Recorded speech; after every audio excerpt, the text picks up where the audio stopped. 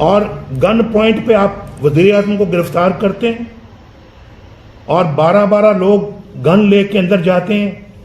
کہ آپ اپنا چلیں اب ہمارے ساتھ، ورنہ میں نے کہا کہ آپ کیا یہ بندوقیں لے کے کیوں آئے ہیں آپ یہاں پہ؟ کیا میں تو نہتا ہوں، میرے پاس تو کوئی وزیر اعظم ہاؤس کے اندر بیٹھا ہوں میں، تو آپ یہ گنے لے کے آ گئے ہیں بھائی، کیوں آئے ہیں آپ؟ تو کہنے لگے کہ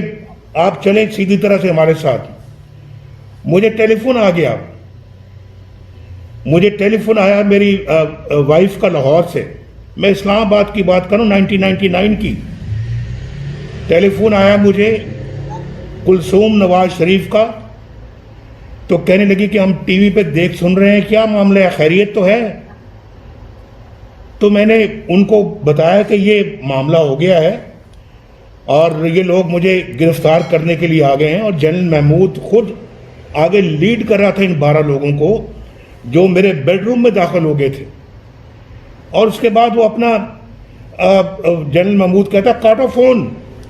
لائنیں کاٹو، تاریں کاٹو۔ ابھی میں نے فون ایسے کان کے ساتھ لگایا ہوا ہے تو تاریں کٹ گئی ہیں، لائن ڈسکنیکٹ ہو گئی، اور اس کے بعد مجھے لے جاتے ہیں اور 1 مہینہ نہیں پتہ لگنے دیتے کہ میں کہاں ہوں۔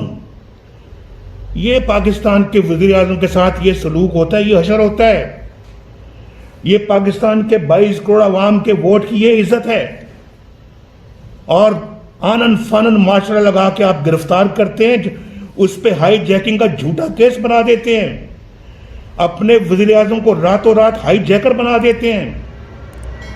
اور اس کو